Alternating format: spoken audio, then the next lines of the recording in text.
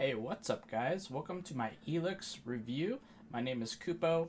I got 200 plus hours of game time in Elex, so I'm finally ready to give you guys a really good review. I want to tell you what I liked about the game. I want to tell you what I thought was wrong with it. So, with that being said, let's get on started. Let's start with talking about the story of the game. The story of Elex is actually really enjoyable. The story starts out on a planet called Megaland, which is a really silly sounding name, I know. Megaland was recently struck by a meteor that brought an element called Elex. Elex basically becomes the new gold, and it's used throughout the game as sort of like a currency. In the new post-apocalyptic world, four factions of people arose. The Berserkers, who wield magic and want nothing to do with technology. The Clerics, who embrace technology, making large mech weapons and using sweet laser guns. The Outlaws, who scavenge and pillage for loot. And lastly, we have the Albs, who are addicted to the consumption of Elex to augment themselves at the cost of their emotions. The Albs believe Elex is taking them to the next step of evolution, as they all take orders from the highest evolved being that they call the Hybrid. But not everyone is strong enough to consume Elex. Those who are not strong enough become mutants.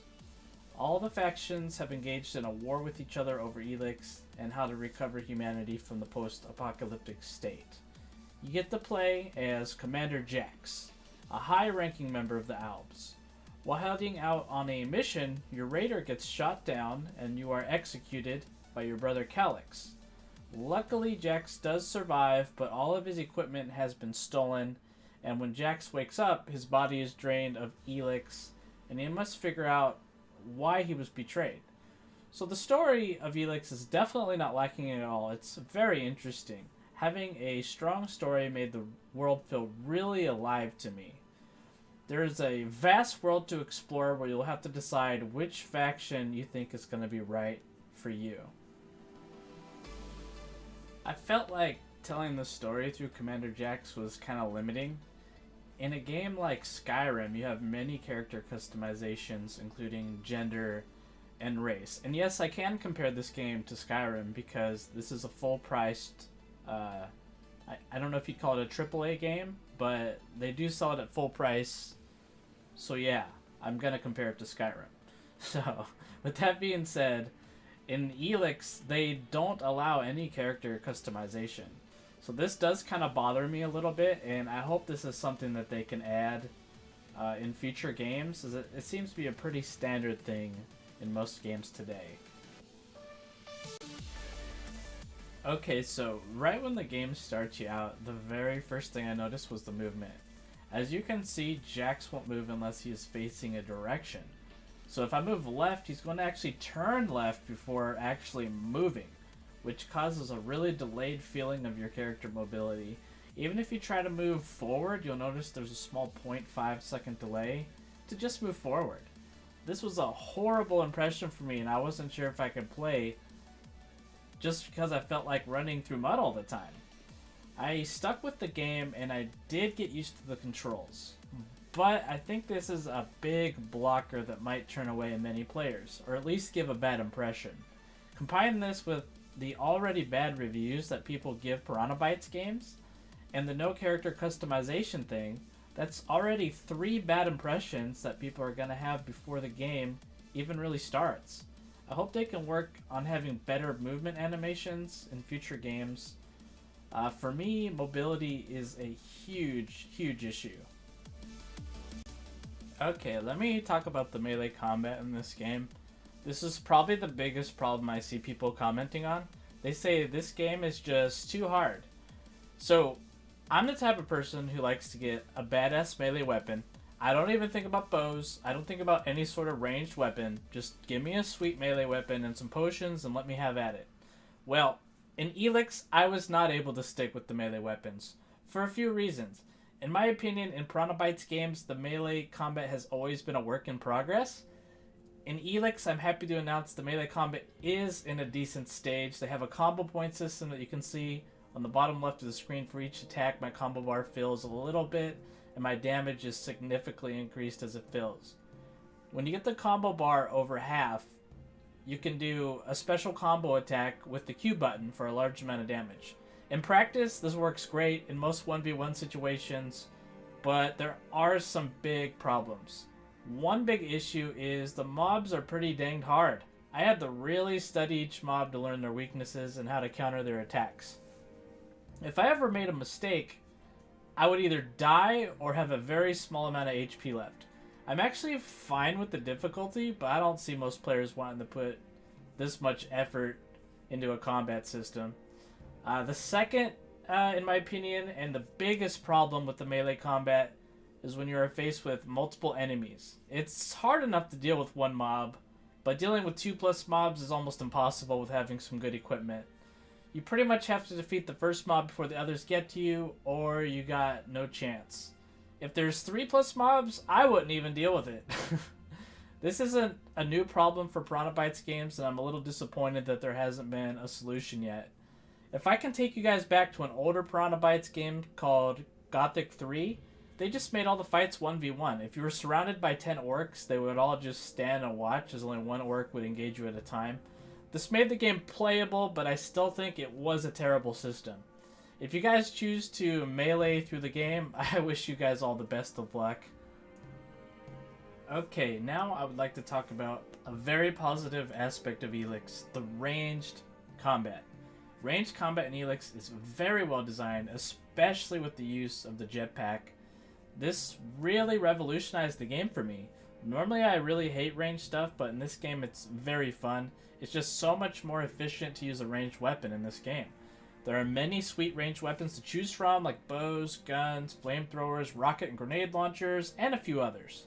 The weapon models were very fun to look at, especially the laser and plasma rifles. As you can see in this footage, I'm using one of the rifles to defeat many waves of enemies. Doing this with a melee weapon would be a lot harder and take more time. Usually I can just snipe enemies from afar, but if I get overwhelmed, I can just jetpack into the air and start sniping them from the sky. The controls for aiming while using the jetpack are absolutely fantastic. I wasn't sure how this would work at first, or if it was even possible, but then I tried it, and it was just a jaw-dropping moment for me. So once you jetpack into the air, if you hold the aim button, it will just automatically hover you in place very steadily in the air while you snipe stuff. So this gives you an arsenal of mobility that pretty much allows you to kite in most situations. This is probably the best ranged combat I have ever seen in an RPG. Fantastic job, Piranha Bytes. Okay, let me take a second to talk about the status screen and the character attributes. As you level, you'll gain 10 attribute points for each level that you can place to customize your character. As you can see, it clearly states that strength increases your melee damage and dexterity increases range damage. In my own testing, I found that most of these stats don't actually do anything. I read many posts on Reddit and on various forums that also claim none of the stats actually do anything. I personally tested the dexterity and I could say confidently that it does not increase your damage at all. The only stat I think allegedly works is Constitution. I did not test it myself, but I have been told Constitution actually gives you 1 life per point. Hopefully this is true. So the only reason for stats is to meet equipment requirements. As you can see, the status screen has 2 serious problems. There's no health display, and there is no way to know how cold works. Having no health display really bugs me, and I hope they patch it in soon. I have no idea how much health my character has.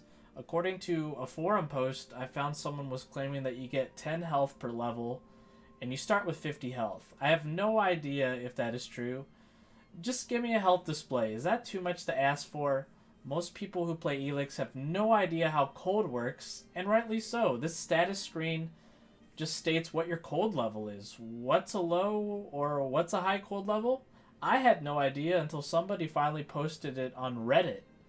Piranha Bytes needs to give us better detail, as this is a huge part of the game. This might be a mild spoiler, but there are 3 endings to the game, and all 3 are based on your cold level. So this is very important. Okay, since we're on the topic of cold, it's a good time to talk about interacting with NPCs. If you've been wondering what cold is basically just your level of emotion. As you interact with NPCs throughout the game, you will lose or gain cold based on the decisions you make. This is actually a pretty cool idea, but sometimes you'll try to be emotional and it'll just increase your cold. I don't know if this is a translation issue, but it kind of ruined the cold system for me. It still works well in general, but you might want to save the game before you make any big decisions. With that being said, most of the game you will be talking to NPCs and making choices. The voice acting is probably the best voice acting I have ever heard in an RPG. This makes the talking to NPC experience really enjoyable. The decisions you make during the dialogues actually have real effects on the world. People might want to play through the game multiple times just to see the many ways the world can change. I personally have beat the game 4 different times and saw many differences. Elex actually has an area called the Dome City where you can make serious changes based on the dialogues that you choose, and I had a really fun time getting all the Dome City endings. So, in my opinion, the NPC interaction are done very well and is one of the best features of Elex. Okay, the last thing I want to cover is the armor design and graphics. I don't have a lot to say about the graphics, but let me just say it looks great and it has good color texturing. Color texturing is a huge thing for me when I play games. For example, I think Diablo 3 had terrible color texturing, but World of Warcraft has very solid color texturing. So Elex does a very good job on graphics, especially for being a small team. So there are many armor sets that you can earn or find throughout Elex. I'm going to show you the top tier faction armors because they look sweet. Here is the Elexitor, Regent, Paladin, and Captain armors. Another great job by Piranha Bytes on these armor sets. So, in a concluding statement, I think Elex is a great game overall, even with its problems. If you like RPGs, this should interest you, and I can vouch for the story. I wasn't disappointed at all in the ending, and I'm excited to see what happens in Elex 2. So, I'd like to thank you all for watching, and please subscribe to my channel. If you haven't heard, YouTube's taking monetization away from channels that don't have 1,000 subscribers. So a subscription right now is very helpful for me. It'd be great to hit that 1,000. So thanks again, everybody, and I will see you guys in the next video.